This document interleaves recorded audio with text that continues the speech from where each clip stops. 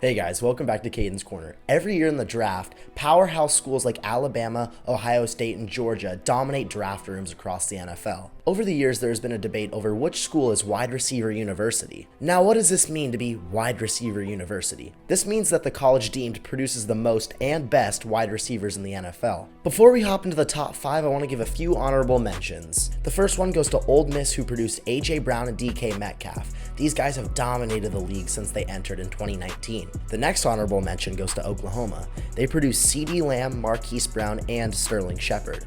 They also currently have Marvin Mims, who is a top prospect in this year's draft. And the final honorable mention goes to Maryland. Stephon Diggs and DJ Moore have both played there and have had major success in the league. Maryland hasn't produced the volume of receivers for the next level, but the two that they sent have been very special. Let's hop into the top 5 to find out the school that is the wide receiver U. Starting us off at number 5, we have USC. Throughout the past few seasons, USC has produced good receivers, but no superstars. The longest active NFL player from there is Robert Woods. He has fallen off the last few seasons, but in his prime, he was elite. Nelson Aguilar is another USC receiver that has become a vet in the league. But the younger talent from USC is why I put them at 5. In 2017, Juju Smith-Schuster was drafted to the Steelers. He is a one-time Pro Bowler and one of the most reliable slot receivers in the league. In 2020, Michael Pittman was selected to the Colts. Pittman has struggled with consistent QB play, but since 2021, he is 10th in the league in receptions. The next year, Amon-Ra St. Brown went in the 4th round to the Lions. Amon-Ra has had a great start to his NFL career, and with consistent QB play, he has top 10 upside. The most recent Trojan selected was Drake London. He was the first receiver selected in this year's draft class at 8th overall. With his 6'5 frame and great jump ball ability, he has been compared to Mike Evans. USC also has 2 guys currently playing that will be top prospects when they enter the draft. A receiver who will go in the first round of this year's draft is Jordan Addison. Last year, he won the Biletnikoff Award, aka the best receiver in college football, leading the FBS in touchdowns. Another guy that's currently on USC is Mario Williams, and he is a stud. He is a top prospect for the Trojans in the 2024 draft class. Coming in at number 4, we have the Clemson Tigers. In the wide receiver U discussion, Clemson was carried for a while by D-Hop, but then some guys came on the scene who have had a good start to their young careers. Obviously, the man putting Clemson on the map is DeAndre Hopkins. Since 2013, Hopkins has the 2nd most receiving yards in the league, and since 2017, he has the 4th most receiving yards. Prime DeAndre Hopkins is a top 10 receiver of all time and one of the best jump ball threats ever. Mike Williams came next in 2017, being the 7th overall pick to the Bolts. He has been plagued with injuries throughout his career, but when he is healthy, he is one of the best 50-50 ball receivers in the league. 2 years after, Hunter Renfrow was taken in the 5th round. He has developed into one of the best slot receivers in the league. He has a Pro Bowl appearance and one 1,000-yard season. T. Higgins was taken in the 2nd round in 2020 and has been one of the best number 2 receivers in the league. Joe Burrow referred to him as a number 1 receiver, but he plays next to Jamar. Since being drafted in 2020, he is 14th in the league in receiving yards. This is why I have Clemson coming in at number 4 in the wide receiver U discussion. First on the podium, coming in at 3, is LSU. LSU hasn't had the volume of receivers being drafted every season, but they have produced superstars. OBJ was taken 12th overall in 2014. Along with having the best catch in NFL history, he was the Rookie of the Year and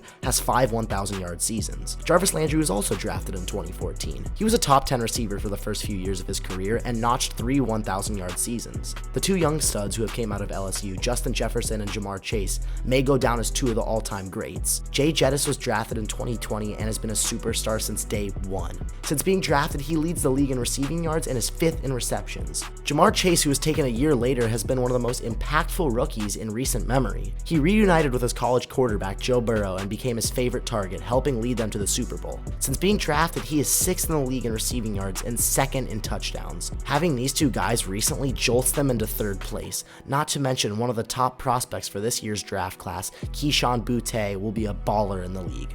A very close number 2 that has produced so many great NFL wide receivers is Alabama. Julio Jones is the first of the Bama receivers who was taken in 2011, 6th overall. Julio is nearing the end of his career, but has been one of the best receivers in football the last decade. He has the 16th most receiving yards in NFL history and dominated the 2010s. Amari Cooper was drafted 4 years later and has been one of the best route runners in the league. He has 4 1,000-yard seasons and has been to 4 Pro Bowls. But recently, Alabama has pumped out first-round receivers. In 2018, Calvin Calvin Ridley was drafted in the first round. And before his suspension, Ridley was a borderline top 10 receiver, and he will continue to ball when he joins the Jaguars. In 2020, Henry Ruggs was drafted to the Raiders. Unfortunately, his career was cut short after getting into legal trouble. Jerry Jeudy was also selected in the first round of 2020. This was his year to break out and show his full potential with a good QB, but things aren't going well in Denver. Bama had 2 more first-round receivers in 2021. The speedster Jalen Waddle went 6 overall to the Dolphins. He had an amazing rookie season with 100 catches and 1,000 receiving yards,